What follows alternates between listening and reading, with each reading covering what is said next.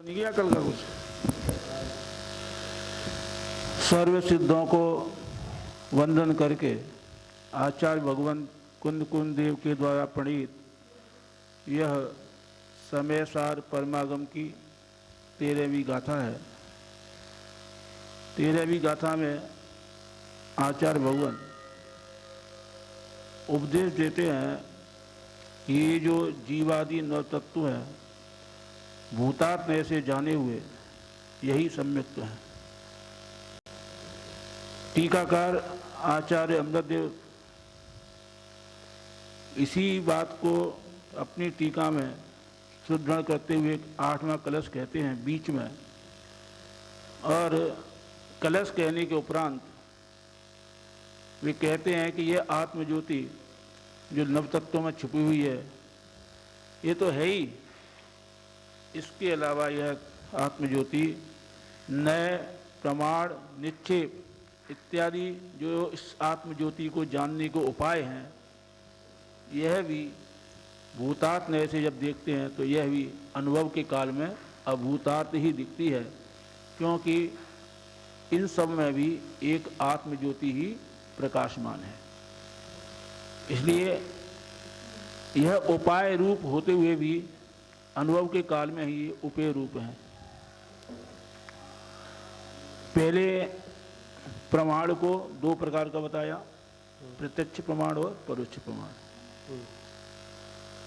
और नए भी दो प्रकार, दो नए की भी दो भेद होते हैं मुख्य रूप से, एक द्रव्यार्थिक नय और एक पर्यायथिक नय। आगम में इसके दो भेद कहे।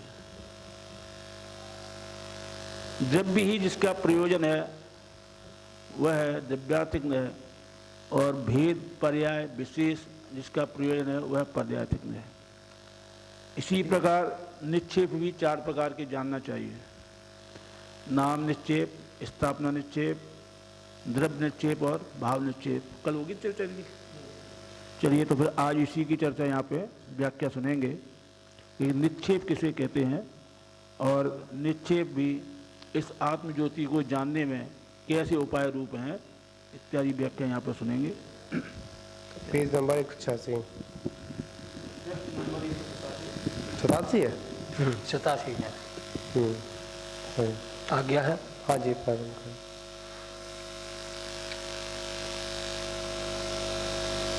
तेरहवीं नंबर की गाथा, इसकी पर चर्चा चलती है। तो इसके 13वें नंबर के उत्तरार्ध में प्रमाण नय निक्षेप, इनकी चर्चा है। क्योंकि प्रमाण नय निक्षेप ये उपाय रूप से हैं जो आत्मा को जानने के साधन के रूप में है। तो ये हैं क्या? ये साधन हैं, उपाय हैं, तो कैसे हैं इनके बारे में जानकारी तो होनी चाहिए, तब तो हम इनका उपाय सही तरीके से इनका प्रयोग होगा। और जब तक हमें इनके स्वरूप की जानकारी नहीं है तो उनके प्रयोग में भी चूक हो जाएगी।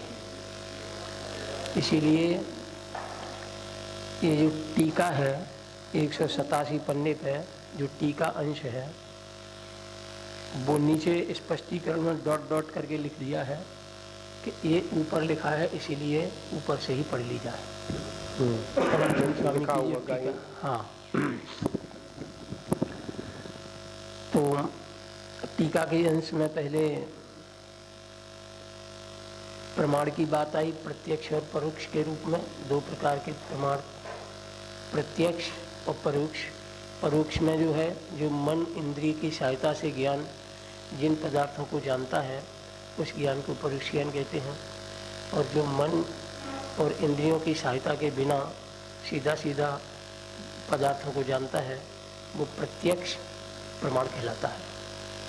इसके भी भेद किए, मतिक ज्ञान, सर्व ज्ञान ये परोक्ष प्रमाण है, और अवधि ज्ञान, मन परे ज्ञान और केवल ज्ञान ये प्रत्यक्ष प्रमाण है।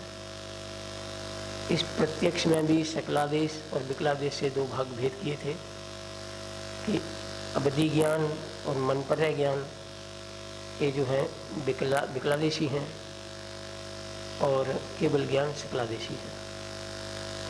विस्तार से तो यहाँ चर्चा नहीं कर रहे, सामान्य रूप से ही चर्चा है।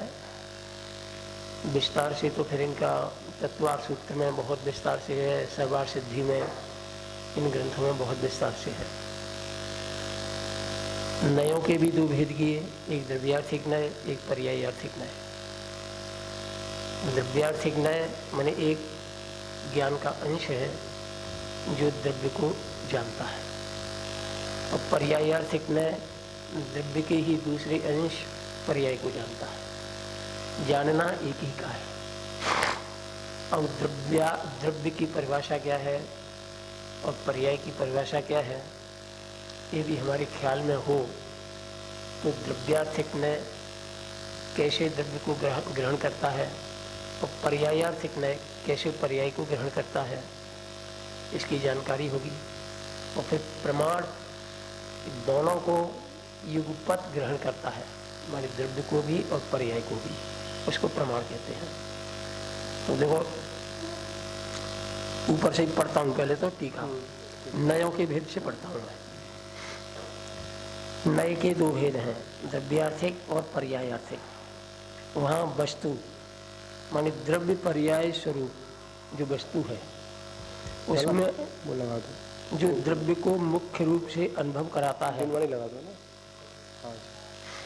द्रव्य को जो मुख्य रूप से अनुभव कराता है वह तो द्रव्यार्थिक नय है, और जो पर्याय को मुख्य रूप से अनुभव कराता है वो पर्यायार्थिक नय है।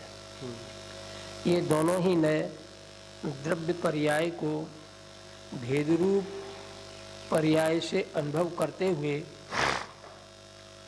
हुए तो भूतार्थ हैं, सत्यार्थ हैं, तथा द्रव्य पर्याय दोनों को आलिंगन नहीं करने वाले शुद्ध वस्तु मात्र जीव के चैतन्य मात्र स्वभाव का अनुभव करते हुए ये नय भेद अभूतार्थ हैं, असत्यार्थ हैं।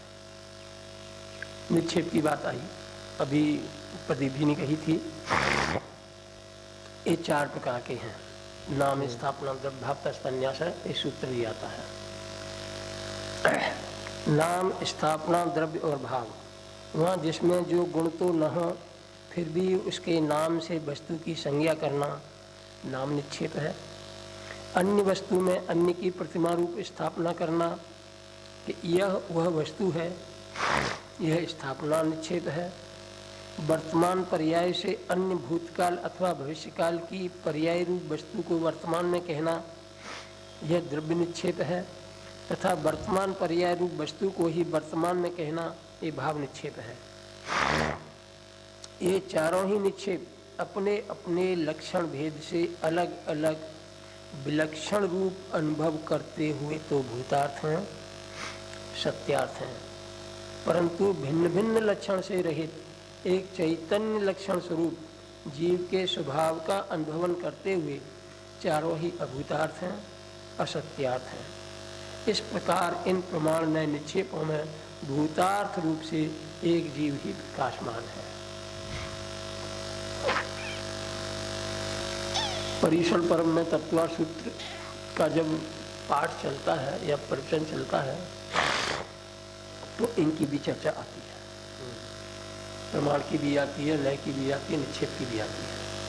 अब चूंकि वो समय बहुत छोटा होता है, 1 घंटे या 1.5 घंटे मात्र का प्रवचन है और सूत्र हैं इतने, तो व्याख्या हो नहीं पाती। सामान्य रूप से तो जो इसमें लिखा है वही उनका स्वरूप है, लेकिन ये सामान्य रूप से विशेष रूप में भी यही है, लेकिन इसमें की जो इसके जो परिभाषा में जो दिखाया है उसके अनुसार हम वस्तु के स्वरूप में जाकर के देखें।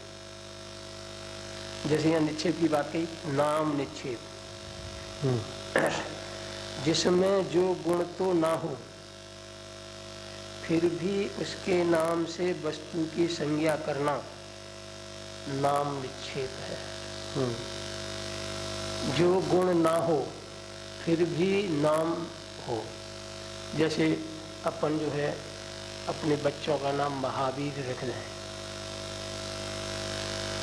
ऋषभ रख दें, तो वास्तव में वो महावीर नहीं और ना उसमें कोई महावीर जैसा गुण है। परंतु हम उसको महावीर कहते हैं। इसका नाम है नाम निक्षेप। अब वो इस सिद्धांत में लगा करके देखो, हमें तो वस्तु स्वरूप में देखना है। उदाहरण सी बात आई, जैसे शरीर और आत्मा दोनों एक क्षेत्राग्राह है। शरीर में इंद्रियां हैं और इंद्रियों में जो हलन चलन आदि होती है, वो जीव के कारण से होती है। तो जो हलन चलन होती है, हम इस शरीर के परिणाम को, यानी इंद्रियों को जीव का कहना। एक 5 इंद्रिय जीव है। इस तरीके से नाम निक्षेप से नाम निक्षेप में लग जाएगा यहाँ पर। अथवा वैसे भी देखते हैं कि एक रानी लक्ष्मीबाई, अब ऐसी ही कला कोई करने वाली लड़की हो, अभ्यास करती हो, उसको देख देख करके, जैसे ये तो रानी लक्ष्मीबाई है, नाम निक्षेप, तो नाम भी उसका वही रख दिया ऐसे। अभी गुण है या नहीं, परंतु नाम निक्षेप है। स्थापना निक्षेप, जैसे मंदिर में इस मूर्ति में जो स्थापना की गई है, नीचे शेर का चिन्ह बना दिया, तो ये महावीर की मूर्ति है। अब इसमें महावीर का गुण तो कोई है नहीं, महावीर तो चैतन्य थे पूरे, और इसमें चेतना का एक भी गुण नहीं है। परंतु जैसी महावीर की आकृति थी, जैसी मुद्रा थी, उसी मुद्रा के रूप में ये प्रतिमा बनाई गई है, और नीचे शेर चिन्ह अंकित किया है, और मंत्रों के जरिए इसमें प्राण प्रतिष्ठा की गई है। इसीलिए इस मूर्ति को भी महावीर की मूर्ति ही कहते हैं, और इसे स्वीकार करते भी हैं। तो ये कौन सी है कि ये स्थापना निक्षेप है। ये भी 2 प्रकार का होता है, तदाकार और अतदाकार, इस रूप में है। डिटेल्स में नहीं जा रहा, ख्याल में सत्य में होगी। तो ऐसे कि इससे फायदा क्या है कि देखो, जैसे जिस जगह पर हम हों और वहाँ बाहुल्य कैसा है, वैसे ही हमारे भाव हो जाते हैं। आपने भी कहा था, जैसे क्षेत्र में है वैसे भाव हो जाते हैं। तो मंदिर में आए, भगवान की मूर्ति देखी, तो भाव भी हमारे उनमें विशुद्धि आ जाती है, क्लेशित नहीं होती। तो ये मूर्ति का निमित्त है, और हम उनको महावीर के रूप में ही देखते हैं, तो परिणामों में शांति आती है। और यदि हम केवल एक मूर्ति के रूप में ही देखें, कला के रूप में ही देखें, तो वो शांति विघटन नहीं होगा, राग द्वेष पैदा हो जाएंगे, राग द्वेष पैदा, कमियां पैदा हो जाएंगी। हाँ। उन्होंने बताया था एक दिन कि माली रोजाना मंदिर खोलता है, हमसे ज्यादा मंदिर में रहता है, सबसे ज्यादा दर्शन माली ही करता है, सबसे पहले करता है और सबसे बाद में करता है, लेकिन माली को कभी दर्शन नहीं होता। सबसे पहले खोले और सबसे बाद में बंद करे, सबसे ज्यादा रहे मंदिर में, और वेदी के नीचे तक सफाई भी करे, परंतु उसे महावीर का दर्शन नहीं होता। और हम 2 मिनट के लिए गए और हमने महावीर के दर्शन किए।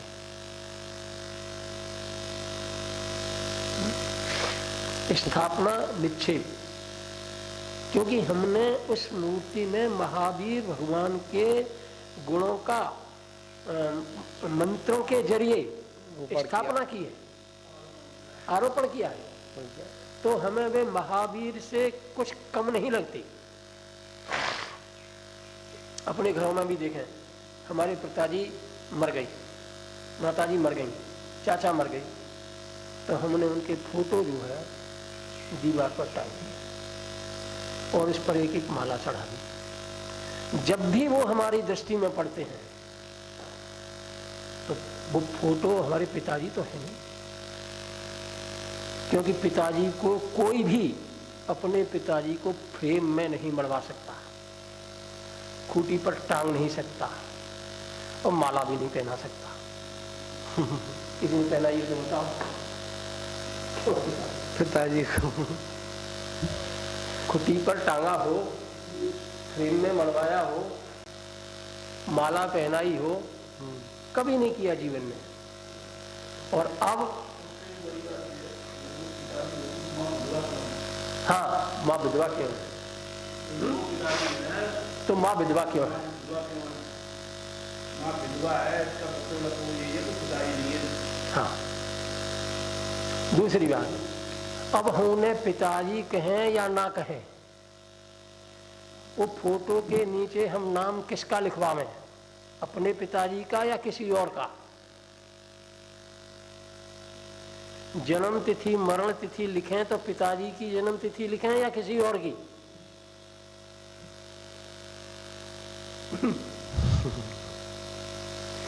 स्थापना से लिखनी पड़ेगी, स्थापना की है तो लिखनी पड़ेगी जन्म तिथि वहाँ पर, वो लिखनी पड़ेगी, जो है करनी पड़ेगी, उसकी पड़ेगी। उन्हीं की डेट ऑफ बर्थ लिखानी है और उन्हीं की जो मरण का समय है, तिथि है, वो भी वही लिखानी है, नाम भी वही लिखाना है। पिताजी नहीं है ये भी स्वीकार करना है और पिताजी से बिल्कुल भी कम नहीं है ये भी स्वीकार करना है। इनको उनको मूर्ति को देखकर, फोटो को देखकर जैसे हमारे हाथ स्वयं जुड़ जाते हैं, मस्तक झुक जाता है और उनकी उपदेश जो हमें देते थे वो ख्याल में तुरंत आ जाता है, जबकि हमने उसमें कोई प्राण प्रतिष्ठा नहीं कराई है। बताओ, फिर भी उसको देख करके हमें ये हमारे पूज्य पिताजी हैं, माताजी हैं, बहुमान आता है। वैसे ही ये हमारे मंदिर में ये भगवान की मूर्ति हैं, यदि इन्हें देख करके ये हमें ये अनंत चतुष्टय युक्त महावीर की अरिहंत दशा का ज्ञान नहीं होता तो हमने महावीर के दर्शन नहीं किए। अभी आपने एक बात कही थी ना, माली वाली बात आई थी। हाँ, तो यथार्थ वाली बात है, माली के विषय में चिंतन वाली बात है कि यहाँ से ये भी एक चीज़ घटित होती है कि एक द्रव्य दूसरे द्रव्य कुछ करता नहीं है। ठीक, माली डेली मंदिर खोल रहा है और बंद भी कर रहा है, फिर भी उसको महावीर नहीं दिख रहे। ठीक, और एक हम लोग आए 2 मिनट के लिए भगवान की प्रतिमा को देखा, महावीर के गुणों का स्मरण आया, ये हमारे पड़ा, पर इसको महावीर ने तो नहीं कहा कि आप मेरे गुणों का चिंतन करो। स्वयं के भाव कहाँ से उठे भैया? स्वयं के भाव कहाँ से उठे?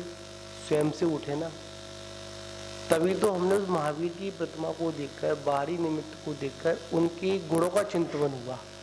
वो भी चिंतन किस में हुआ? उनके अंदर नहीं हुआ, उस प्रतिमा के अंदर गुणों का चिंतन नहीं हुआ। चिंतन कहाँ हुआ?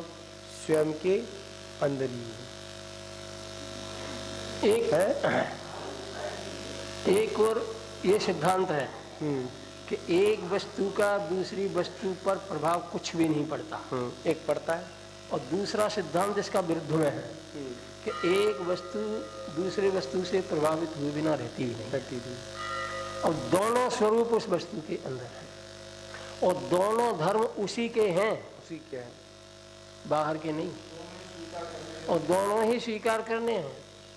एक नए दिखाता है कि ये वस्तु जो है पर से पूर्णतः अप्रभावी है और एक नए दिखाता है कि ये वस्तु दूसरे से प्रभावित होती है। तो दोनों नए कैसे देखें हम? इन दोनों नयों से, दोनों नयों से कैसे वस्तु को देखें? जब ये हम कहते हैं कि एक कोई वस्तु दूसरे पर कोई प्रभाव नहीं छोड़ती, तब हम क्या चीज देखें? हम अपनी आत्मा में क्या देखें? तो देखो कि हमारी आत्मा में ज्ञान, दर्शन, चरित्र, अनादि अनंत गुण हैं, अनंत धर्म हैं, वे अनादि से हैं और आज भी हैं और अनंत काल तक वे ही रहेंगे। ना कोई कम होगा और ना कोई बढ़ेगा। वस्तु की अपनी ऐसी मर्यादा है, अपने ही द्रव्य क्षेत्र काल में रहने की वस्तु की मर्यादा है। ना तो उसका द्रव्य बदलेगा, ना उसका गुण बदलेगा, ना उसकी पर्याय बदलेगी। हर दशा में जीव जीव ही रहेगा।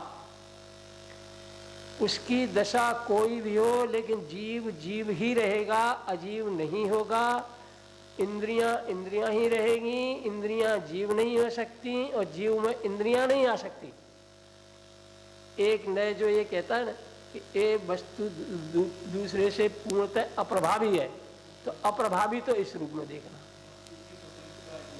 स्वतंत्रता, स्वाधीनता, असहायता, ये तो इस रूप में देखना कि अनादि से अब तक ये जीव, इसने बहुत तो मिथ्यात्व के परिणाम में, असंयम के परिणाम में, पुण्य पाप के परिणाम में क्या क्या गति अपनी बना डाली, लेकिन ये जीव जीव ही रहा।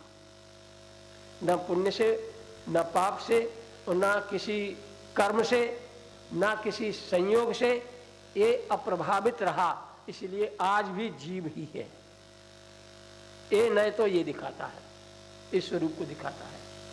दूसरा नए प्रभाव दिखाता है कि एक वस्तु का दूसरी वस्तु पर प्रभाव पड़ता है। दूसरा नए ये दिखाता है।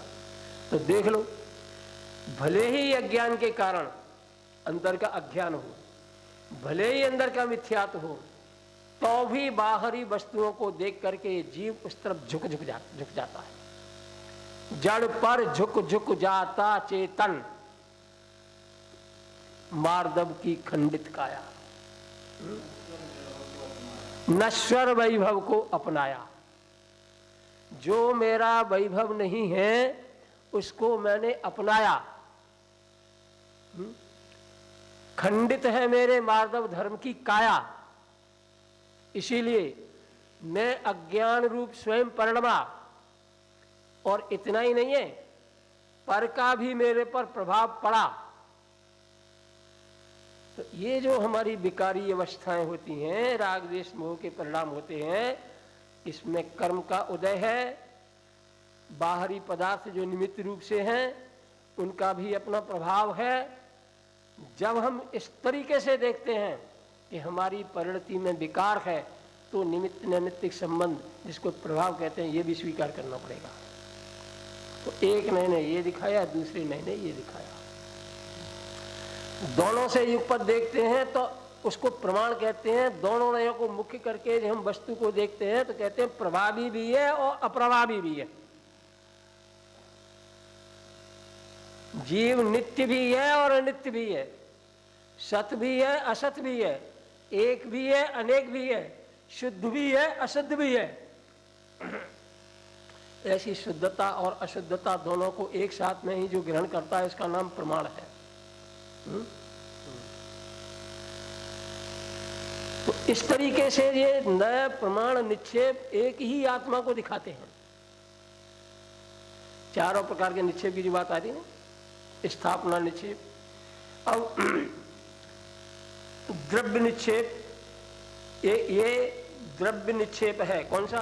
कि वर्तमान से अन्य भूतकाल अथवा भविष्यकाल की पर्याय रूप वस्तु को वर्तमान में कहना, यह द्रव्य निक्षेप है। भूत और भविष्य की, हाँ, जैसे वर्तमान में कोई सम्यक दृष्टि है और उसको भविष्य का जो सिद्धत्व तो उसके, तो भविष्य का सिद्ध है, लेकिन उसे कोई उसी काल में सिद्ध कहे। जैसे कोई विद्यार्थी पढ़ता है डॉक्टरी, तो पढ़ने के काल में ही उसको डॉक्टर कह देते हैं। कोई एक अधिकारी पद से रिटायर हो गया, डीएम पद से रिटायर हो गया, फिर भी उसको डीएम कहते हैं, तहसीलदार कहते हैं। ये क्या है? एक द्रव्य निक्षेप कि है नहीं द्रव्य वैसा उस समय, वर्तमान में नहीं है, लेकिन भूतकाल में था अथवा भविष्य काल में होगा। राजा कहना ऐसे ही इस वर्तमान पर्याय में अभी हम भगवान नहीं है, आचार्य में भगवान कहते हैं। वर्तमान का पर्याय में हम नारकी नहीं है, लेकिन हमारे परिणामों को देख करके आचार्य भगवान हमें नारकी भी कह देते हैं। परस्पर लड़ते हैं, झगड़ते हैं, पशु भी कहते हैं, गधा भी कह देते हैं। अच्छा, गधा भी कह देते हैं तो क्या देखता हो, क्या देखा होगा? किसी ने हमसे गधा कह दिया, क्या देखा होगा? नहीं, धारणा देखो, लक्षण मिलाओ, लक्षण मिलाओ कि एक गधा चौराहे पर खड़ा है, सामने से ट्रक आता है, पीछे से ट्रक आता है, और दोनों ट्रक हॉर्न बजाते हैं उस गधे के लिए कि तू रास्ते से हट। गधा टस से मस नहीं होता।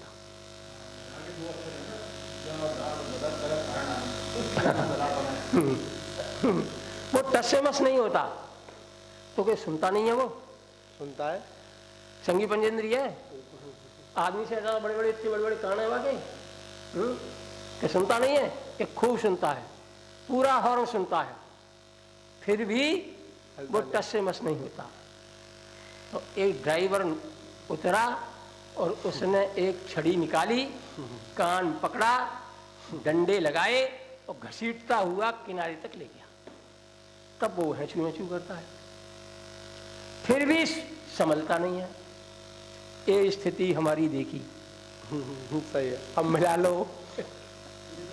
आचार्य देव बार बार हमको सुना रहे हैं, हाँ, फिर भी नहीं मान रहे हम लोग। कान भी है हमारे, कान सब कुछ है, और तो डंडा पकड़ा, खींचा, फिर भी नहीं मान रहे, फिर भी नहीं मान रहे, फिर भी उस ओर ही जा रहे हैं, फिर भी हम इन विषयों में ही, फिर विषयों को उमड़ रहे हैं अपन। ये लक्षण मिल गया ना? बिल्कुल मिल गया, लक्षण मिल गया ना? यदि गधा कह दिया हो तो क्या बुराई है? कोई बुराई नहीं है। हाँ हाँ, बिना मालिक के।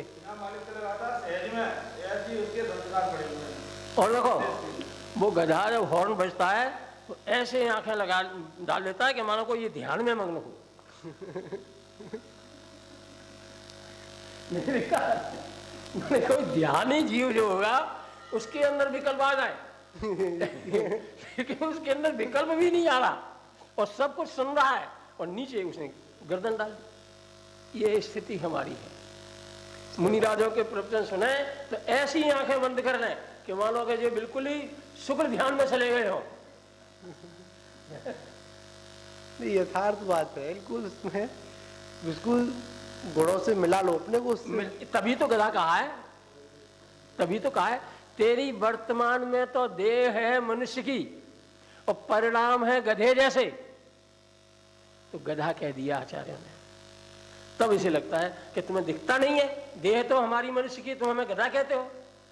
तो देख, हमने तेरी देह को गधा नहीं कहा, तेरे परिणामों को कहा। तेरे परिणामों को गधा कहा है। सो उसकी पहुंच परिणामों तक नहीं है। यदि परिणामों तक उसकी पहुंच हो जाए तो गधापन खत्म हो जाए। सही है। उसकी पहुंच है। कभी कभी जो उदाहरण होते हैं ना, वो ऐसे होते हैं, लगते तो व्यंग्यात्मक हैं, हाँ, और उसको थोड़ा चिंतन किया जाए ना तो बड़े मर्म वाले होते हैं। महाराज जी, जितने भी उदाहरण ये आचार्य देते हैं उन सब में कोई न कोई मर्म और गुण छिपा होता है। बिल्कुल। यदि हमें ये भगवान कह रहे हैं तो भी आचार्यों ने कुछ देखा हमारे अंदर, तब भगवान कहा। और हम ध्यानस्थ दशा जैसी हो गधा कहा तो भी अंदर हमारे कोई ऐसा अवगुण देखा, उसको देख करके गधा कहा। जरा हम विचार तो करें कि आचार्य कोई भी कहीं भी उदाहरण भी देंगे तो कोई बाहर का ऐसा नहीं देंगे कि जो बिना गुण को मिलाए हुए उदाहरण दे दें। उदाहरण होता है, ये वो सिद्धांत को साधने के लिए सादृश्यता होती है सिद्धांत के साथ, उसका नाम उदाहरण है। जैसे एक विषय आ जाएगा यहाँ पर, जैसे कोई ज्ञानी पुरुष है, कोई अगर उसको अज्ञानी कह दे, गलत नहीं कहा, गलत थोड़ी, केवल ज्ञान की अपेक्षा ज्ञानी है, केवल ज्ञान की अपेक्षा है ना, अज्ञान भाव है। पर अब लेके चले, अब कोई अपने को यहाँ अज्ञानी कहने में क्रोधित हो जाए तो वो तो गड़बड़ हो जाएगी ना। तो उसका वो मतलब जो पढ़ा था उसका वो भेद ज्ञान कहाँ गया? आपने एक बात उस दिन चर्चा अपनी हुई थी स्टार्टिंग में, भेद विज्ञान की बात हुई, तो आपने उसमें आया था, निर्वाणी में आया था, आपने बताया था कि भेद विज्ञान तब करो जब वो भेद विज्ञान की स्थिति बन रही हो। हाँ, करने के बाद भेद विज्ञान मत करो। जब हमारे अंदर भाव कसायों का आए या विषयों की ओर जाने का भाव आए, तब वहां पर ज्ञान लगाओ अपना, तब वहां पर भेद विज्ञान करो, तो भेद विज्ञान करना सार्थक है। तब कसाय मन पड़ेगी, तब कसाय मिटेगी। हाँ, वही रोको। मैंने कह रहे कोई व्यक्ति उठ नहीं पाए उससे पहले उसकी दबा दो उसको, तो आपका वो ज्ञान सार्थक है। हाँ, तो आगे आपके नवीन कर्म बंध में कारण नहीं बनेगा वो। पर आपने अगर उसको मौका दिया तो मौका देने पर क्या होगा, वो पूरी फौज लेकर आप पे हमला कर देगा अपना, बिल्कुल करेगा। ठीक है ना। तो यहाँ पर है कि उसको पता है कि आपकी दुखती नब्ज क्या है, वही दबा देगा वो। हाँ। और दवाई तुरंत दबेगा तो क्रोध भाव पैदा हो गया, कैसा भाव पैदा हो गए। तो आचार्य कहते हैं कि जो आपके पास ज्ञान है, जो अध्ययन किया, ये अध्ययन सामान्य विषयों के लिए नहीं है, ये अध्ययन तब है कि जब हमारी सामने ऐसी स्थिति बन रही हो। वैसे तो हम समता में बैठे हैं, क्रोध भाव निवारा है ही नहीं है, तो नहीं कोई कुछ अभी शांत बैठे हैं इसलिए दिक्कत, कोई वहाँ बड़े सहज बैठे हो, कोई निमित्त मिल जाए, फिर लगाओ ज्ञान अपना। उस समय ज्ञान की परीक्षा तब होगी जब किसी ने कुछ कहा या हमको निमित्त मिला, उस समय हमारी व्यवस्था ऐसी है, देखो भाई हाँ निमित्त मिला तो अब हमको लगाना है कि भाई हाँ मैं ज्ञानी हूं या नहीं हूं। अब यहाँ परीक्षण अपने करिए। निमित्त बनने पर क्रोध भाव जागृत हुआ, आप उसको नहीं दबा पाए, तो आप स्वाध्याय की, पर परीक्षा के समय टेस्ट के लोग फेल हो गए, आप फेल हो गए। इसी का नाम तो 22 वर्ष नाम है।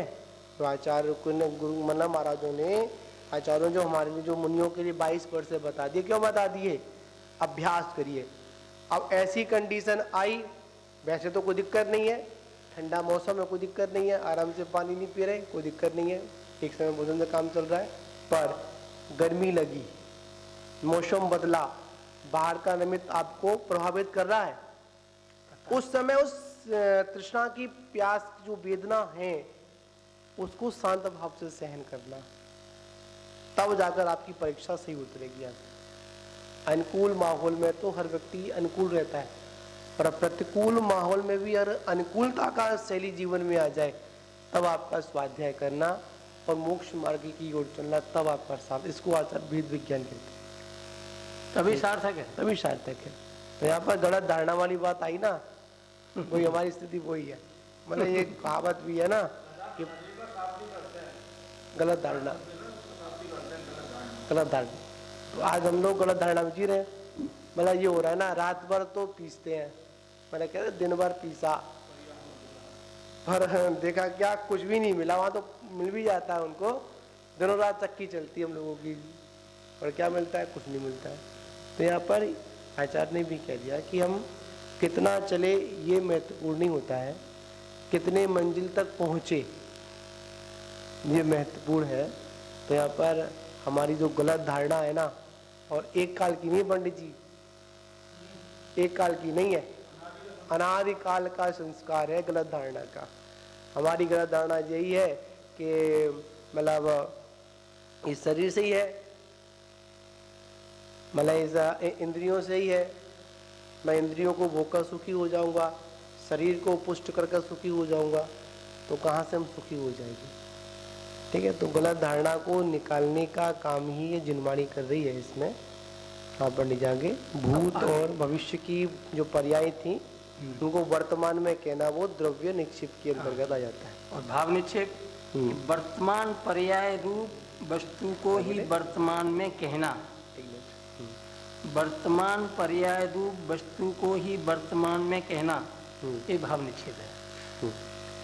ये चारों ही निक्षेप अपने अपने लक्षण भेद से अलग अलग विलक्षण रूप अनुभव करते हुए तो भूतार्थ है, सत्यार्थ है, परंतु भिन्न भिन्न लक्षण से रहित अपने एक चैतन्य लक्षण स्वरूप जीव के स्वभाव का अनुभवन करते हुए चारों ही अभूतार्थ हैं, असत्यार्थ हैं।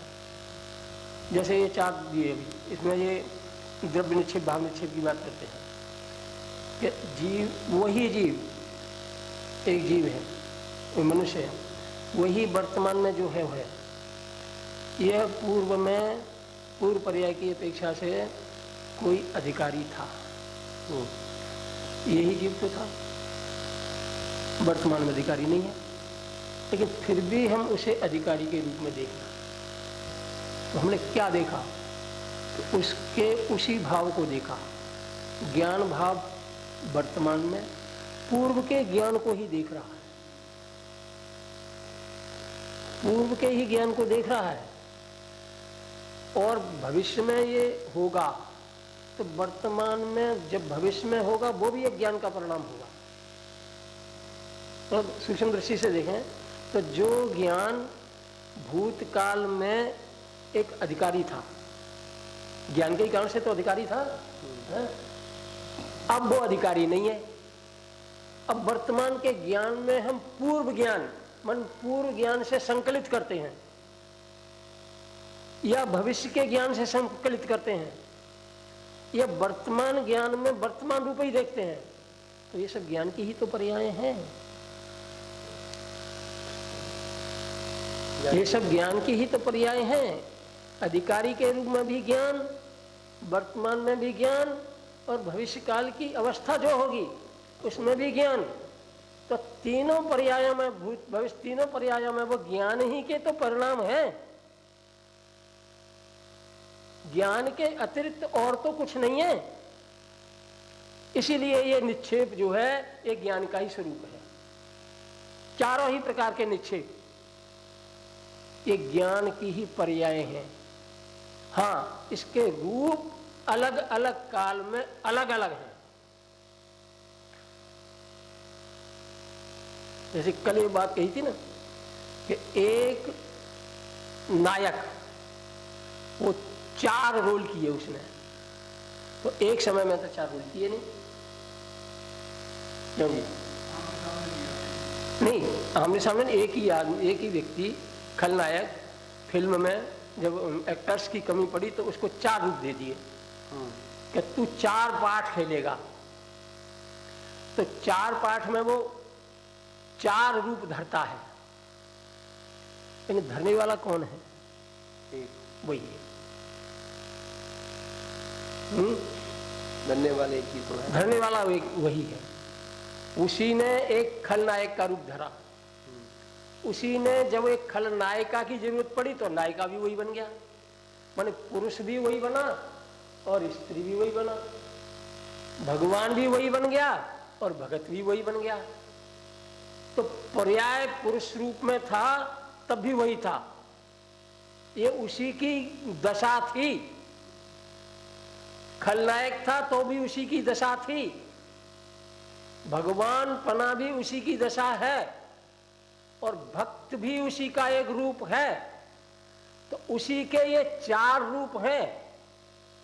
तो 4 रूपों को देखोगे तो ये सत्यार्थ हैं, उसके देखने के काल में सत्यार्थ हैं, भूतार्थ हैं।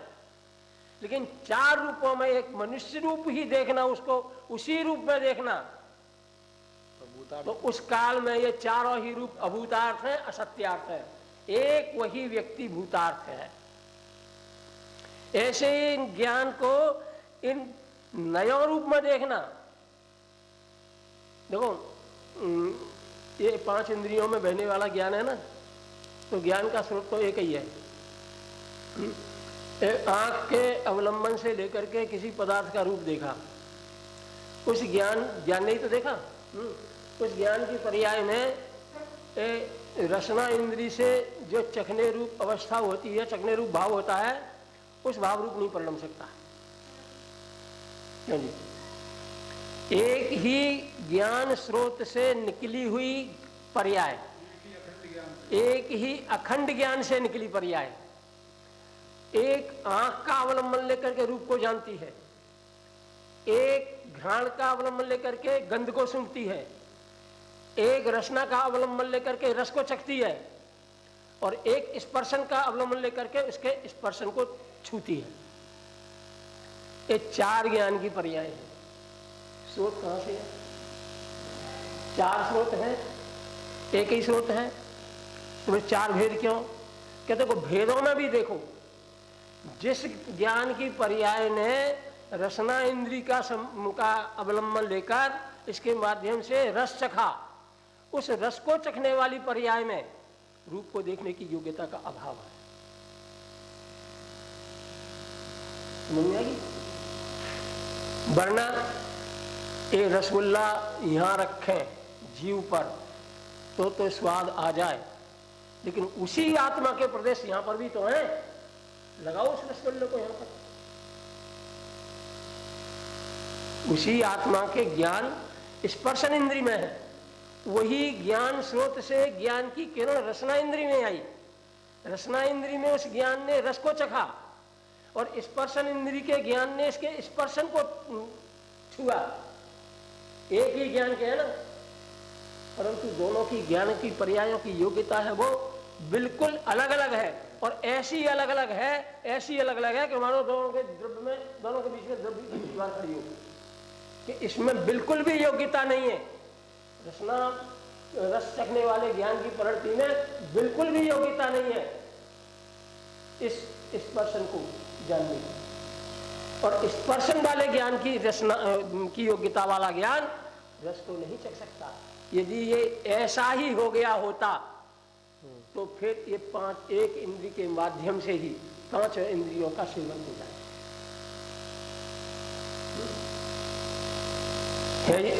ये स्थिति भी दिखाई है आचार्यों ने, और ये स्थिति भी दिखाई है कि देखो ज्ञान पांच नहीं है, एक ही है। ज्ञान पांच नहीं, एक ज्ञान है। दर्शन चार नहीं है, एक।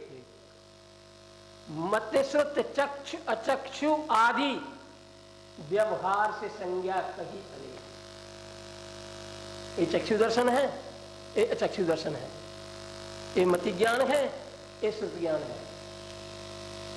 दोनों की प्रकृति में अंतर है, दोनों के स्वभाव में अंतर है, दोनों के विषय में अंतर है, दोनों के अनुभवन में भी अंतर है। इसलिए इसमें भेद भी पड़े। जैसे पुण्य और पाप की प्रकृतियों में अंतर है, ऐसी ज्ञान की भिन्न भिन्न अवस्थाओं में जो ज्ञान है उनकी प्रकृति में अंतर है, परंतु एक ही स्रोत में से निकलते हैं। एक होता है सोर्स और एक होता है रिसोर्स। हाँ, रिसोर्स तो वही है ज्ञान अखंड, और सोर्स का तो प्रयोग करने वाली जब जहाँ भी प्रयोग करता है। इसीलिए समय सार की ही 30, 31, 29वीं गाथा है, जिसमें केवली भगवान की निश्चय स्तुति को कहा है कि केवली भगवान की निश्चय स्तुति कहते हैं। किसे कहते हैं? तो कहते हैं भगवान आप जितेंद्री हो, जितमोही हो, क्षीण मोही हो। तीन प्रकार से तीन गाथाओं में एक आग भगवान को, मुनिराज को जितेंद्री कहना, ये मुनिराज की वास्तविक स्थिति वो है। मुनिराज को 28 मूल गुणों से रूप में देखना, ये कहते हैं व्यवहार स्तुति है। मुनिराज की ये व्यवहार स्तुति है, ये 28 मूल गुण के धारी हैं, इस रूप में देखना व्यवहार स्तुति, और व्यवहार को अभूतार्थ भी कहा। और मुनिराज को रत्नत्रय प्रणति से देखना, ये उनकी निश्चय स्तुति है। ये उपचरित नहीं है। पर स्तुति है किसकी? है स्तुति है किसकी? स्तुति है किसकी? ये महत्वपूर्ण है। हाँ, इन सभी का स्रोतधार कौन है? वो तो अपनी आत्मा है ना। हाँ, तब वह समय सारी गाथा में वो व्यवहार की स्तुति करने वाला वो दावे करता है कि हम भगवान की पूजा कर आए, उसको कह रहे कि तैने भगवान को भी छुआ भी नहीं, देखा भी नहीं, जाना भी नहीं, पूजा क्या करेगा। हाँ, अब महाराज मतलब मैं निषेधात्मक रूप से नहीं कह रहा, लेकिन अभी हम किसी को ये कह रहे हैं मंदिर में कि तूने केवल चावल एक थाली से दूसरी थाली में चढ़ाए हैं, तेने भगवान की पूजा अभी तक नहीं की, तो वो शायद बिजुक जाएगा। हो सकता है हम पर आरोप लगा करके ये भी कह दे कि तो हम कल से आना बंद कर दें और तुम पूजा तो करते नहीं हो, हमें पूजा से रोकते हो, ये भी कह सकता है हमसे। तो हमें उसका निषेध नहीं करना, हम उससे ये कहना चाहते हैं कि देख ये तो बहुत स्थूल व्यवहारिक पूजा है, इसने भगवान की गुणों की स्तुति नहीं की तेने, तो ये व्यवहार तक ही सीमित रह गया और व्यवहार अभूतार्थ हुई है, इसीलिए ये तेरी पूजा भगवान की पूजा नहीं है, मात्र केवल एक शुभ भाव है। यदि तू भगवान की पूजा करता तो ये कहता आती है ना, तुम गुण चिंतत निज पर विवेक प्रगटे, प्रगटे तो ये विवेक और बिगटे आपद अनेक। भगवान के दर्शन करते हुए तेरे को स्वपर का भेद विज्ञान ये चालू हो जाए, गुणों में अनुराग हो जाए, तो भगवान की भक्ति है और तेरे पाप जो है अपने आप टल जाएंगे, विघ्न उस काल में तेरे अपने आप टल जाएंगे। तो भगवान की भक्ति जो निश्चय भक्ति है वो दो काम करती है, एक तो भेद विज्ञान को जगाती है, एक काम और इसी में शामिल करना कि उनके गुणों में अनुराग उपजता है, दूसरा कि तेरे उस समय जो पापों का पुंज होता है वो दूर भग जाता है।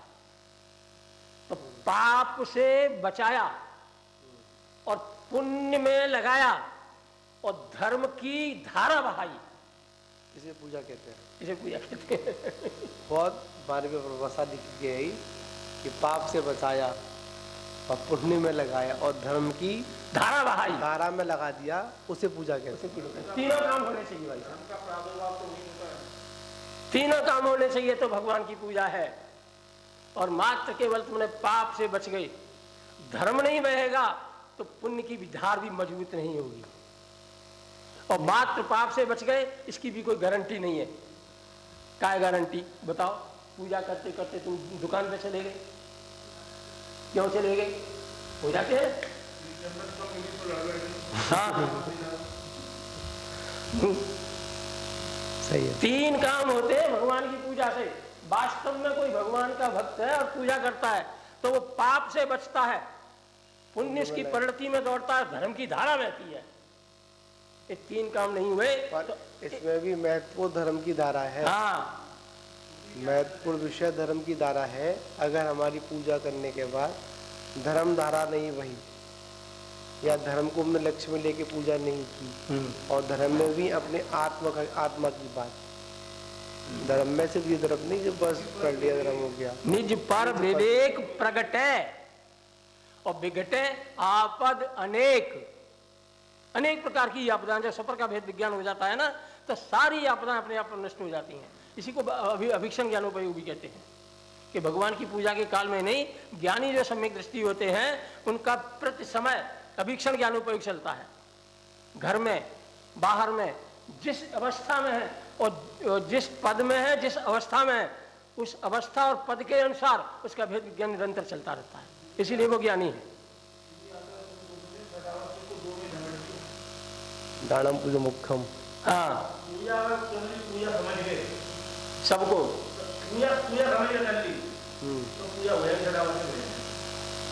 एक बात है ना, कोई भी अगर हम एक कर्तव्य करें, ऐसा रहना आता है, कोई एक भी अगर कर्तव्य करे उस एक कर्तव्य का तन्मयता है।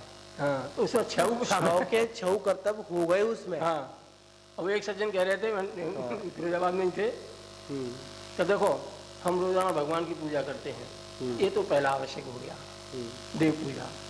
गुरु की उपासना, तो गुरु होते हैं तो उनके पास जाते हैं और नहीं होते तो हम उनको परोक्ष वंदना नमस्तु कर लेते हैं, ये गुरु की उपासना होगी। स्वाध्याय, हम कहीं न कहीं कोई न कोई ग्रंथ रोजाना चाहे उसकी 2 ही लाइन पढ़ें, लेकिन वो भी पढ़ लेते हैं, जब टाइम मिलता है तब पढ़ लेते हैं। हाँ, और लेकिन अब वो कोई ग्रंथ है हमारे घर में है या नहीं है, तो जो भी है और जहाँ से भी है हम उसको पढ़ देते हैं। ये हमारा स्वाध्याय है। देव पूजा गुरु पाष्टी स्वाध्याय। तप कि हम देखो आज नमक नहीं खाएंगे, कल हरी नहीं खाएंगे, परसों वो नहीं खाएंगे, ये हमारा तप हो गया। और 2 रुपए हम अंटी में लगा करके ले जाते हैं डेली, सो गुल्लक में डाल देते हैं, वो दान हो गया। व्याख्या बता रहा हूँ, सत्य बात है ये। और संयम क्या देखो, अष्टमी चतुर्दशी और ये पर्युषण के पर्व अष्टानिकाओं में हम ब्रह्मचर्य से रहते हैं। ये हमारा जो है संयम हो गया। और हमारे 6 आवश्यक इस तरीके से पूरे होते हैं प्रतिदिन के। अब वो इसी में संतुष्ट है। जीवन चला गया ये करते करते, लेकिन एक भी उसने आवश्यक क्या होता है इसके बारे में समझ भी नहीं आ पाई। आवश्यक जानकारी ही नहीं है। हाँ, इसलिए कहा जाता है किसी भी व्रत को अंगीकार किया जाए, ठीक है, तो उस व्रत के बारे में हमको पूर्ण जानकारी भी होनी चाहिए उस व्रत की। जब तक हमको उस व्रत की पूर्ण जानकारी नहीं है, उसके दोष जो अतिचार आदि हैं और उसको पालने में जो सहयोगी भावनाएं हैं, जब तक हम उनका चिंतन नहीं करेंगे, जब तक वो विषय हमारे जीवन में व्रतों को दृढ़ता लेके आएगा ही नहीं। एक होता हमारा ये शील व्रत, एक होता है ब्रह्मचर्य व्रत। ये इस दोनों में अणुव्रत और महाव्रत भी होते हैं। शील व्रत एक दृष्टि से देखें उसकी विशुद्धि का नाम शील है। शील व्रत की विशुद्धि। और असंयमी क्यों भी हो और सर्वोत्कृष्ट विशुद्धि हो, सर्वोत्कृष्ट, और उसके साथ में 16 भावनाएं जो हैं वो विशुद्धि हो उसी तरीके की, तो वो शील व्रत से ही तीर्थंकर प्रकृति का बंध हो जाता है। और ब्रह्मचर्य अणुव्रत भी नहीं है, महाव्रत भी नहीं है। हाँ, इन दोनों शील व्रत में और ब्रह्मचर्य, अणुव्रत और महाव्रत माने शील में और ब्रह्मचर्य में इतना अंतर। शील व्रत विशुद्धि हो और सात्विक 16 भावना। जब एक में विशुद्धि होगी महाराज जी, तो 100% उसके 16 की विशुद्धि होगी। एक तो इसलिए तो सबसे पहले मानते हैं कि हमने 16 कड़ा भावनाओं में दर्शन विशुद्धि ले लिया, तो हम दर्शन विशुद्धि को एक पे लगा छोड़ देते हैं। इसमें ज्ञान की विशुद्धि भी होनी चाहिए। सब है ना, 16 शामिल है।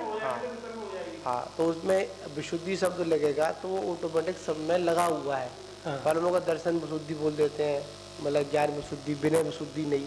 तो यहाँ पर है जिसके अंदर दर्शन विशुद्धि है, जिसके अंदर दर्शन शुद्ध है, उसकी बाकी का जो विषय है वो ऑटोमेटिक ही शुद्ध होगा, उसमें कोई आपदा नहीं उसकी में नहीं आएगी उसमें। जैसे रामचंद्र जी को मर्यादा पुरुषोत्तम कहते हैं, तो वो मर्यादा पुरुषोत्तम, पुरुषों में उत्तम, माने एक पुरुष की जितनी मर्यादाएं हैं वो सब पालन करते हैं, एक नहीं शामिल करते। उन्हें भगवान कह करके नहीं, पुरुषोत्तम कह करके, और पुरुषोत्तम कह करके उनकी महिमा ज्यादा जागृत होती है, भगवान से भी ज्यादा जागृत होती है।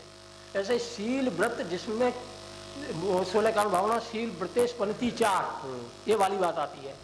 तो एक तो ब्रह्मचर्य में अतिचार और लगता है अतिचार से रहित और दोष, और एक शील व्रत में, तो शील व्रत का जो निरतिचार स्वरूप है, दर्शन विशुद्धि प्रतिमा तो बाद में होगी, लेकिन दर्शन विशुद्धि की जो विशुद्धि है, शील व्रत का जो निरतिचार स्वरूप है, अवीक्षण ज्ञानोपयोग का जो स्वरूप है, वो असंयम अवस्था में भी तीर्थंकर प्रकृति का बंध कर देता है।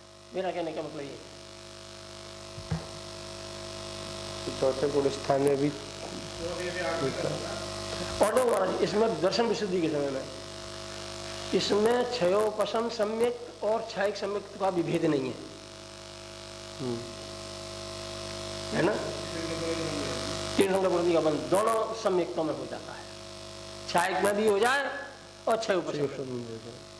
तो एक दृष्टि से देखते हैं, जब प्रकृति की तरफ से देखते हैं, कर्म की प्रकृति की तरफ से, तो क्षयोपशम सम्यक्त में एक मोहनी कर्म की सम्यक प्रकृति मोहनी जो है वो उदय में रहती है, और 7वें गुण स्थान में भी है, 8वें गुण स्थान में भी जो द्वितीय उपशम में वो उपशम होती है, या क्षय होता है तब क्षय होती है।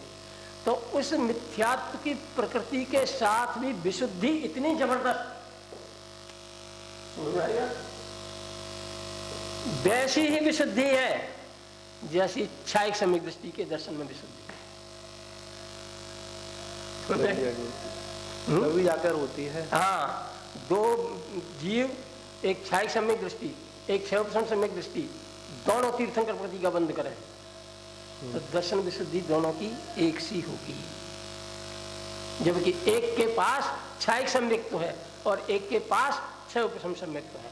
दशा उसकी असंयमी की भी हो, देश संयमी की हो, या महावर्ती की भी हो, कोई भी हो सकती है। उस विशुद्धि का मूल्य इतना बड़ा है। हाँ, तो कहो एक महावर्ती के व्रतों में तो अतिचार लग सकता है, लेकिन तीर्थंकर प्रकृति का बंध जिससे होगा उसमें कोई अतिचार नहीं है। सील निर्विचार मर्यादित एकदम 100%, यही है। पवन जी कुछ पूछ रहे थे, करो इनवाइट करो उनको। हाँ पवन जी क्या पूछ रहे हैं आप? हाँ पवन जी बोलिए।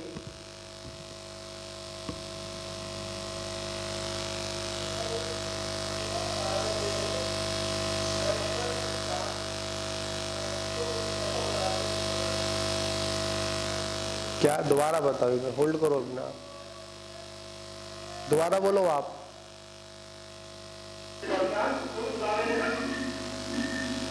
क्या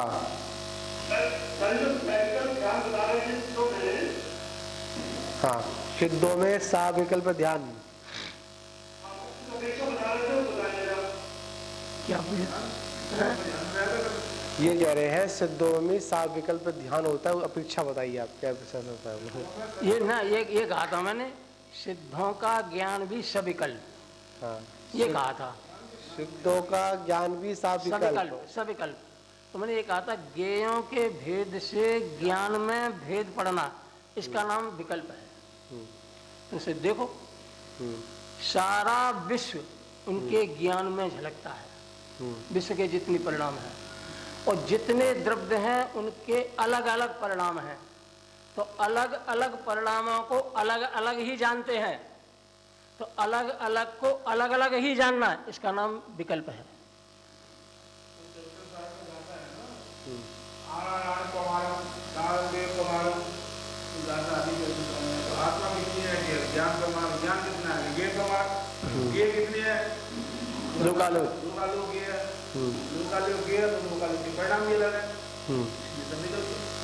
इसीलिए सब विकल्प। देखिए अगर अपेक्षा लगाते रहेंगे तो काम चलता रहेगा, और अगर अपेक्षा से हटकर अगर कोई बात करेंगे तो उस बात समझ में हमारे आएगी भी नहीं। तो यहाँ पर हमको अपेक्षा लगाना ही हमारे लिए ज्ञान की सब बड़ी उपयोगिता है। और निर्विकल्प भी देते हैं। हाँ, सविकल्प से सर्वज्ञता और निर्विकल्प से आत्मज्ञता। सविकल्प से सर्वज्ञता और निर्विकल्प से आत्मज्ञता, भगवत्ता, भगवत्ता, निर्विकल्प अवस्था। निर्विकल्प अवस्था, पूर्ण सुख प्रदायिनी, निज रस लीनता, ये जो है निर्विकल्प से सिद्धि होती है इसकी। और सविकल्प से सिद्धि सर्वज्ञता की होती है। दिक्कत नहीं है, देखो सही, उसमें कोई दिक्कत उसको जान रहे हैं, सात विकल्प जान रहे हैं उसको, तो जाने वो अलग अलग सब जान रहे उसमें। निजानंद रस लीन, ये मुझे लाइन तब की याद है जब विद्यासागर महाराज से पहली बार सुनी थी इसकी व्याख्या।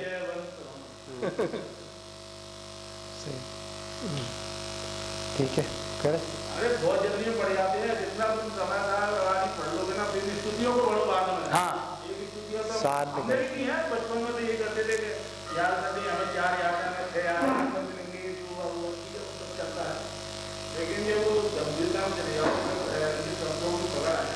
ये जो स्थितियाँ हैं सामान्य, ये बहुत इसमें भी आनंद का रस निकलता है। और क्या है। देखिए ध्यान दें उनमें। शब्दों के या जो भी स्तुतियाँ हैं, जो भी पूर्व लेखकों ने जो कुछ लिखा हमारे सामने, चाहे वो गाथा के रूप में हो, चाहे वो सूत्र के रूप में हो, चाहे किसी रूप में हो, उन्होंने हमें पूरे अर्थ की एक टेबल बना के दे दी है। बिल्कुल। डायग्राम गाड़ी की हाँ। एक टेबल बना के दे दी है। अब दिखा लो, कहाँ करते पढ़ रहे हैं। आनंद आ जाएगा। अब वो सब व्याख्यान कर पाते, कई बार रोग तो ठीक हो जाता है गोली से, तो उनको समझ नहीं पाते तो हुआ क्या है।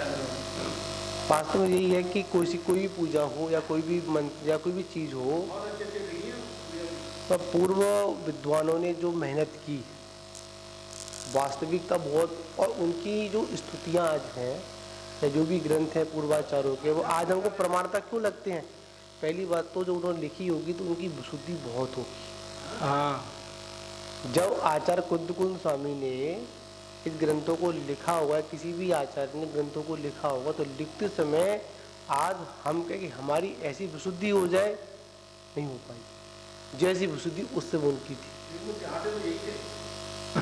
चाहते थे तो विशुद्धि बने, ठीक है ना। हाँ हाँ, कोई पढ़े। और एक बात और है कि जब भी हम पूर्वाचार्यों के ग्रंथों को पढ़ते हैं, जो आचार प्रमाण ग्रंथ हैं, उनको जो पढ़ते हैं, तो उनका नाम सुनने मात्र से ही विशुद्धि आती है। हाँ, समय सार सुनते ही तुरंत हमारा जो ध्यान है अपने दिव्य पे जाता है। वो ग्रंथों का नामकरण भी ऐसा करते हैं। ऐसे ही किया है कि जो रहस्यमय हो, हाँ, मतलब एक छोटे से शब्द में समय सार आप लगा लो, आप यहाँ पर निकालो, समय माने आत्मा, और सार निकालो उसमें से क्या है। तो जो भी शब्द दिए आचार्य ने, जो भी गाथाएं दी, जैसे गाथाएं पढ़ते हैं, कभी कभी पढ़ने में, एक दो बार पढ़ने में अजीब सा लगता है, और जब उसको बार बार जब रटने में आ जाती है, मतलब पढ़ने में आती है, तो एक ही चीज के अनेक अनेक अर्थ निकल के आ जाते हैं। तब उसे देखो आनंद ही आ जाए, फिर आनंद ही आ जाए। जिंदगी का, मनुष्य भव का और संयम धारण करने का सार्थकता नजर में आ जाएगी। तो एक अनुभव में हमारे यहाँ से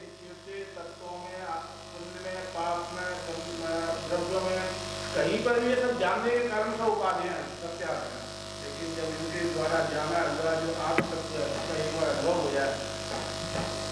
अभी मैंने बताया था पूर्व में कि एकत्व अनपेक्षा का चिंतन क्लास चल रही थी, उसमें गाथा पढ़ी, उस समय को ध्यान में नहीं आई। जब उसको समझा और लोगों को समझाया, तो एक विषय हम कहते हैं पाप क्या, पाप क्या, पाप क्यों करते हैं, तो उसमें बड़ी सुंदर बात थी, विषय निमित्तेण तीव्र लोहेण, मतलब विषय के निमित्त से और तीव्र लोभ में आकर पापम करे दी, मतलब पाप करते हैं, पब्बम करे दी और पाप करते हैं। पुण्य में लगा लिया, धर्म निमित्तम लगा दी, वहां लगा दी, वहां पर उसको लगा दिया ना। उसमें आचार्य ने कह दिया धर्म निमित्तेण पाते दानेण, है ना, पुब्बम करोमि करो, ठीक है ना। तो यहाँ पर जो बात समझ में आएगी, हम लोग पाप इसे कहते हैं, तो यहाँ पर आखिर विषय लगा कि विषय निमित्त तो बना, पर तीव्र लोभ कहाँ आया, वो जगह देख ले, वो जगह देखनी है। विषय निमित्त से विषय के अंदर लोभ नहीं था, वो जड़ है, ठीक है। मत तीव्र लोभ कहाँ आया, उस केंद्र बिंदु को जाओ, कहाँ आया, कहाँ से आया। मानते हैं कि हमने कोई चीज खाई, रसगुल्ला उठाया जाए, पांचों इंद्रिय विषयों को भोगा, ठीक है, भोग लिया, पर यह प्रश्न है भोगा किसने, ये भोगने का भाव आया कहाँ से।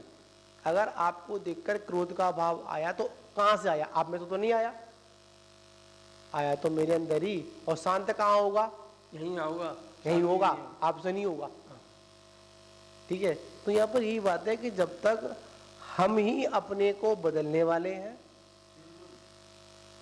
और जब तक हम अपने को नहीं बदलेंगे, जब तक काम चलेगा नहीं। बहुत सारे, अब यहाँ पर बहुत सारे व्यवहार विषय आते हैं, जैसे इसने ऐसा कर दिया, ऐसा इसमें ऐसा हो गया, अनेक प्रकार के अपन तिकड़मबाजी लगाते हैं, अनेक बहाने लगाते हैं।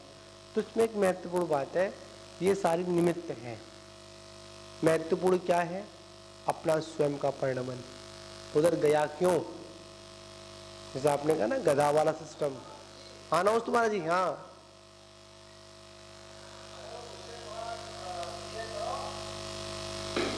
कौन सा वाला? हटाओ तो यारी है जी।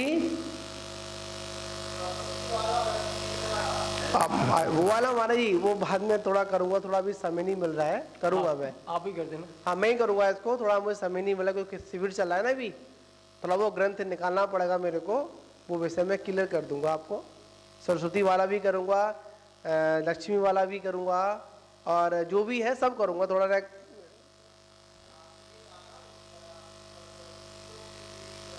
हाँ क्या? किसकी?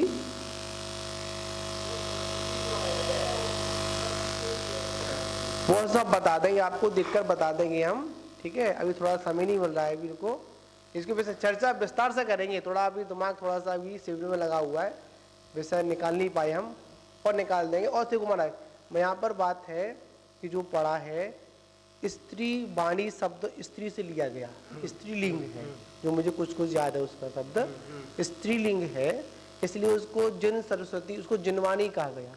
उसमें था रत्नत्रय वर्दी, रत्नत्रय में टीका के अंतर्गत आता है, अपने दिल्ली में पढ़ी था, विषय पढ़ा था उसका। तो यहाँ पर स्त्री शब्द से हमने क्या किया, वाणी शब्द स्त्रीलिंग है, जिन माने जिनेंद्र के वचन है, तो वो जिनवाणी शब्द बना।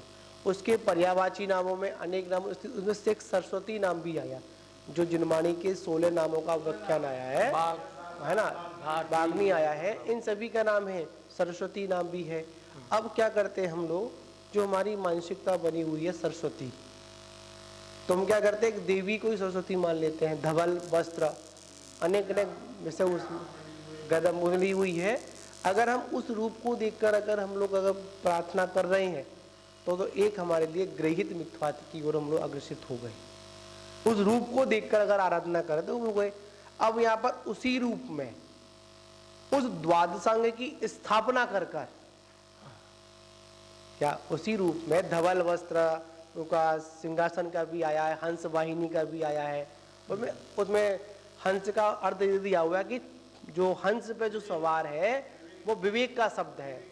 विवेक क्या? जिस प्रकार एक हंस होता है वो मतलब दूध और पानी को छिन्न भिन्न करने की जो ताकत होती है, उसी प्रकार जो जिनवाणी है, जिनवाणी में भी इसी प्रकार का वर्णन, मतलब क्षीर को ग्रहण करना है और नीर को छोड़ देना है। हाँ, निस्बत विवेक पूरा वर्णन उसमें दिया हुआ है। यहाँ पर हमको समझना है, जैसे कोई सामने पिक्चर है या कोई इमेज बनी हुई है, तो उस इमेज में भी हमको सार को देखना है। मानते हैं किसी ने, कवि ने उसकी कल्पना कर दी, अब कल्पना तो उन्होंने अपने हिसाब से, काव्य का कला थी, उन्होंने चित्रकला बना दी, वो हमारे सामने आ गई। तो यहाँ पर जो जिनेंद्र भगवान की प्रतिमाओं में जो सरस्वती और जो लक्ष्मी या जो यक्ष यक्षिणी की जो परकर के साथ में जो कल्पना की जाती है, तो उसका मतलब यह कि उसको देखकर वो लगाना, जैसे बताया था ना कि ढोलक वाला विषय आता है, ढोल रखा हुआ है अपने बहुत स्थान है, उसके परकर में आप छत पर ढोल रखा हुआ है। अब वो चर्चा साधु से हुई थी, उन्होंने कहा कि जी ढोल क्यों रखा हुआ है? ये ढोल का मतलब ढोलक बजाना नहीं है, इस ढोलक का मतलब है कि जो भगवान की जो देशना होती है वो निरक्षरी होती है, कोई अक्षर नहीं होते हैं। उसी प्रकार ये ढोल भी निरक्षरी दिव्य धुनी का सूचक है, प्रतीक है। तो प्रतीक को अगर हम साकार मान ले तो वो गड़बड़ हमारे साथ हो जाएगी ना। तो ये सारा विषय, लक्ष्मी विराजमान है, सरस्वती विराजमान है ना। अब गणेश भी, मतलब गणेश का मतलब गण के नायक, गणेश भी उनको कहते हैं। लक्ष्मी की प्रतिमा वहाँ पर मूर्ति को रखी है कि जिस प्रकार जो लक्ष्मी की जो मतलब जो आकृति दी है उसी प्रकार स्त्रीलिंग है, वो मतलब भगवान के दिव्य धुनी का सूचक है। यहाँ पर विषय लिया गया है इसका। और उसकोपन और यथार्थ में देखा जाए तो उसको श्रुत देवता बोलते हैं। श्रुत देवता बोला है, श्रुत देवी नहीं बोला, श्रुत देवता भी बोला, आचार्य ने बोला है उसमें। माता जी ने उसका वर्णन किया है, श्रुत देवता के वर्णन उसमें आता है। श्रुत देव, ठीक है ना, सरस्वती का भी आता है। श्रुत देव प्रसन्न हो, प्रसन्न है तो ये उसमें आया है। पुष्पदम भूतपली ने जो मंगलाचरण किया धवल में उसमें आया है। हाँ सिर्फ देव प्रसन्न हो। हाँ, तो अलग अलग आचार्यों की दृष्टिकोण रहा, उन्होंने लिख दिया। पर लोक मान्यता में जो हमारी पूर्वी के संस्कार हैं, चक्कर क्या होता है कि हमारी बुद्धि अधिकांश देखा जाए तो उस ओर ज़्यादा झुक जाती है जिस ओर आकर्षण ज़्यादा होता है। हाँ, लोक में चल रहा हो कोई दिख जाती है। मैं सोचता हूँ महाराज जी कि ये जो वैदिक संस्कृति वाले हैं ना, उन्होंने सरस्वती का जो हमारे जो 16 जो स्वरूप बताए हैं, उन्होंने 16 स्वरूप को काल्पनिक करके एक स्त्री के रूप में बना दिया। बिल्कुल। और वो एक स्त्री के रूप में जैसे जिनवाणी है इसके ऊपर खड़ी हुई दिखा दी, वीणा पुस्तक हाथ में। तो ये जो हमारे 16 जो स्वरूप हैं वो उनमें उन्होंने एक कला के माध्यम से दिखा दिए और हमने उसको ऐसे ही ऐसे मान लिया। हाँ, और हमारे जी एक बात हो रहा है, आपको उसमें देखना हो, आपके द्वारा उसका सुनवा जी, आपके द्वारा ही उसका हम विश्लेषण कराएंगे। वहाँ पर तीर्थ पर लाइब्रेरी के अंदर 60 खंडागम की पुस्तक रखी होगी और आरिका ज्ञानमती माता जी की पुस्तक है, उसमें है अलवारी मार्ग में है। हाँ, वहाँ पर रखी हुई है, लाइब्रेरी रखी हुई है, आप वहाँ से निकाल लें। उसमें सरस्वती का पूर्व वर्णन स्टार्टिंग में दिया हुआ है। जहाँ तक है जो स्त्री के जो अंग हैं, हाँ, उन अंगों का भी उन्होंने मतलब द्वादशांग से उन्होंने उसको कंपेयर किया है। नेत्र, आंख, भुजा सब उन्होंने जो कुछ दिया हुआ है। कभी कभी तो महाराज जी ऐसे स्त्रियों के वर्णन और सिद्ध भगवंतों में लागू किए हैं। हाँ, कि वो पढ़े तो उन्हें लगे कि जी का है वो महाराज आदमी को।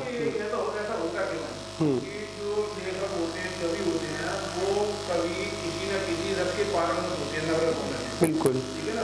तो जब जिसका रस पे जो रहता है, जिस रस पे जो रहता है, वो व्यवसायिक शिक्षण कर देते हैं। तो कई प्रकार के शिक्षा दे कि विरस के विकल्प बहुत को लेवा दिया, कई प्रकार के शिक्षा व्यवस्था कर दिया। ये उनकी खुद का है, खुद का है वो तो। और सरस्वती का तो आचार्य में जैसे मैंने दिया है दूसरा कि वो गलत है ना, हमें करना जा रहा है के बाद वहाँ भी पढ़ने ही होते हैं। अनेक तथा धर्म है, ज्ञान तथा विचक में मूर्ति जिससे अर्थात सदाकाल का हो अर्थात सरस्वती मतलब सम्यक ज्ञान का है। सम्यक ज्ञान की जी बताए जैसे बचपन में जो स्कूलों में या टीवी पर जो मतलब जो अनेक जो रामचंद्र के रूप देख लिए हैं, रामायण देखी, महाभारत देखा, कभी कभी क्या होता है कि ये सम्यक शास्त्र पढ़ने के बाद बावजूद भी कभी कभी वो मान्यता आ जाती है, हम उसको नहीं तोड़ पा रहे। हाँ, लोग व्यवहार की कुछ चीजें ऐसी हैं जो संस्कार में है, पता है कि ये गलत है, फिर भी हम उसको क्या कर पा रहे, तोड़ नहीं पा रहे। ये बहुत प्रगाढ़ इतना मोह है तो ये मोह के कारण ही सारा काम हो रहा है।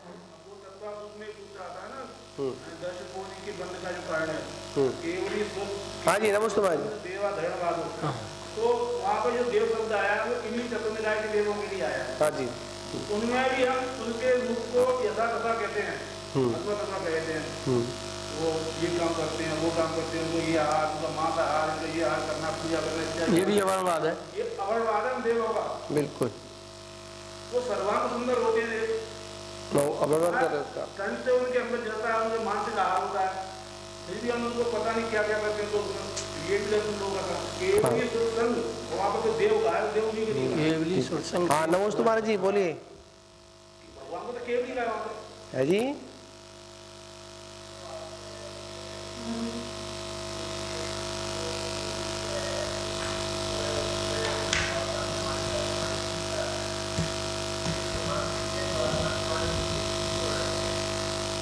क्या करें, आवाज समझ नहीं आ रही आपकी।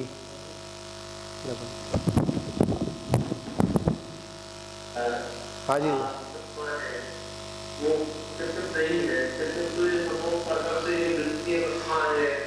ये जो हमारी सचिव है और तो जो जिस आकार से सृष्टि जो है उन मूर्तियों को बनाता है, ठीक है। और वो जो और तो धरती जो आकार है उसमें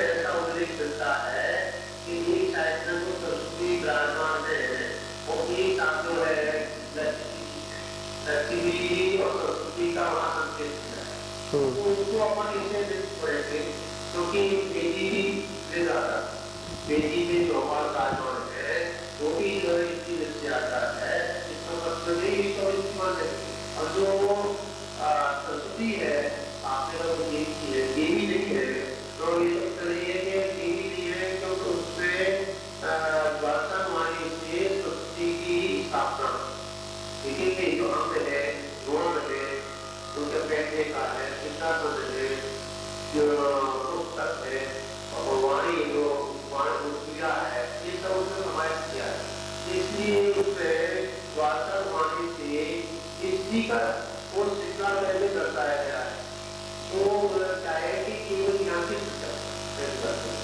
की सूचक ठीक है वो भोगों की देवी है वो ज्ञान की देवी है इसलिए उस ज्ञान की देवी को अगर हम वार्ता वाणी मान करके उसको अपने सम्मान देते हैं जिससे कोई भी उनका ऊपर नहीं ऐसा है। ये सुनो जो लक्ष्मी जी है लक्ष्मी जी जो है वो मोक्ष की लक्ष्मी है मोक्ष लक्ष्मी है ठीक है सर्वोत्तम लक्ष्मी है ठीक है अब वो लक्ष्मी जो है हम अपने हिसाब से किस प्रकार से देखें तो ये अपना सोच है ना कि हमारे कुछ लक्ष्मी का जो आकृति बन हमने उस लक्ष्मी को पैसे वाली मान दिया हमने ये मान दिया कि भोगों में दे रहे ठीक है तो उससे हमारा सोच है ना हम अपने सोच को उससे दूसरे को मान करके हम अपना घाटा करते हैं तो सभी मान वो हमारी जन्मानी मान है और जन्मानी मान है वो सच्ची मान है वो हमारे ज्ञान की लक्ष्मी को करने वाली है ठीक है और केवल ज्ञान को उसको अगर हम अपने अंदर बताएंगे कि वो जल्दी प्राप्त होगी ये उसका सूचना है नहीं आपका बिल्कुल कहना सही है। एक दिन पूर्व भगवान की माता को सूर्य सप्तमी होती है उसमें लक्ष्मी आ रही है सूर्य सप्तमी में तो हम प्रश्न हुआ क्या कहा कि लक्ष्मी का विषय है कि ये मोक्ष गामी होगा ये चीज जो है वो गामी की उसको बताया तो उसका जो खानदार समान किया है तो ये जो चीजें हैं हम भौतिक स्थितियों को ना देख करके पारमार्थिक लक्ष्य को देखते हैं तो इसमें कोई जरूरत पड़ रही है ठीक है ऐसा है और उसको निकालना कि वेदी संस्कृति से इसका बना के मूर्ति बनाते अरे मूर्ति तो बनाई है सबसे पहले मूर्ति देवियों की बात है पहले तो वेदी संस्कृति के पास कोई मूर्ति आई नहीं ना देवी की थी ना किसी पार्वती की थी ना किसी की थी ठीक है माता राम के मंत्र देते थे श्री कृष्ण के मंत्र देते थे बाकी किसी देवी देवता के मंत्र नहीं थे और देवी देवता के मंत्र अगर अपनी देवी आकृति बना ली दीवार पे और उसकी फोटो बना लिए उसकी पूजा करते थे ये मूर्तियां तो अपने ही संस्कृति में है और उन संस्कृति में से ही उन्होंने उसको बनाया बनाए और फोटो बना करके फिर उन्होंने मूर्ति बनाई ये सारी करता है अरे आप एक मैं आपसे एक बात पूछूंगा आपका यहाँ प्रश्न क्या है आप वो कुछ समझाइए ना क्या कहना चाह रहे हैं मतलब यहाँ पर आप हम उस सरस्वती को या लक्ष्मी को निकाल तो नहीं रहे हैं। अभी पूर्व में एक बात आई थी वो लक्ष्मी में उसकी शांति मंत्र की बात आई थी मैंने बताया था ओम ह्रीम ओम नमो वरते लक्ष्मी लाभम चो कुरु कुरु स्वाहा। अब यहाँ पर लक्ष्मी से यहाँ पर केवल ज्ञान लिया हुआ था समोष लक्ष्मी ली थी ठीक है ना। अब कोई व्यक्ति गलत लगा ले तो हम क्या कर सकते हैं तो यहाँ पर देखिए हाँ तो क्या दिक्कत है उसमें लेकिन केवल ज्ञान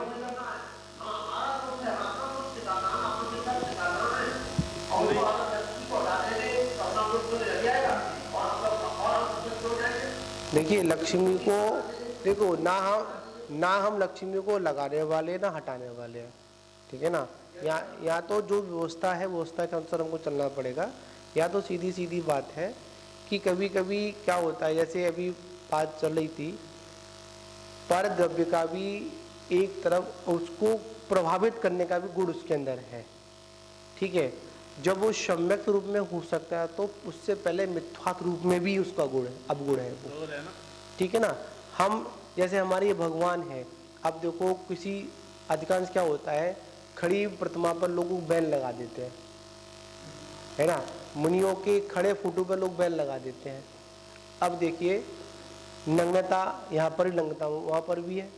अब आपका अभिप्राय अगर ठीक है तो इस नग्नता में भी आपको भगवान का रूप दिख रहा है, इसलिए वो बैन नहीं है, इसलिए वो बैन नहीं है। और अन्य स्थानों पर उस नग्नता को वो वासना में ही देख रहे हैं, इसलिए वहां पर बैन है। ठीक है, यहाँ पर नग्नता बाधित नहीं है, बाधित तो हमारी दृष्टि है। हाँ, दृष्टि तो बैन लगा, क्यों लगा, दृष्टि पर लगा। तो यहाँ पर मानते हैं आकृति प्रतिमाओं में जो परकर के साथ में जो जिनबिंब में सरस्वती देवी अनेक अनेक उसमें परकर में लगा है, तो उस आचार्यों ने या किसी में लगाया होगा, आकृति में पता नहीं किसने किया होगा, तो उनमें भी हमको सार खोजना है। हम स्त्री को ना देखें वहां पर, उस देवी को ना देखें वहां पर देखना क्या है, ये जो स्त्री की जो इसमें जो बनाई गई है वह सरस्वती रूप में है। सम्यक ज्ञान देखें, केवल ज्ञान देखें। हाँ, केवल ज्ञान वहां उनका देखें। परकर है। हाँ, वहां पर उस देवी को ना दे, उस देवी के अंदर जो गुण है, मतलब जो देवी के आकृति में जो केवल ज्ञान की जो दशा प्रकट दिखाई गई है उसको दृष्टि मिलाए। तो अब परकर में हमें क्या लेना, ये भी तो सिद्ध हो गया। हाँ। कि हम जिनवाणी को लें, सरस्वती में लें, तो जिनवाणी में ले क्या लें, सम्यक ज्ञान। सम्यक ज्ञान आप और लक्ष्मी में देखें तो क्या देखेंगे, केवल ज्ञान। केवल ज्ञान, केवल ज्ञान, समोष मतलब केवल ज्ञान। तो उनका परकर क्या हुआ फिर, अनंत देव का परकर क्या हुआ, ये तो सम्यक ज्ञान, केवल ज्ञान, वही उनका चतुष्ट है, वही उनका परकर है। ये तो बाहर की उनका वैभव है, वो वैभव को दर्शा रहे हैं अपन। ठीक है, बोले महावीर भगवान की जय।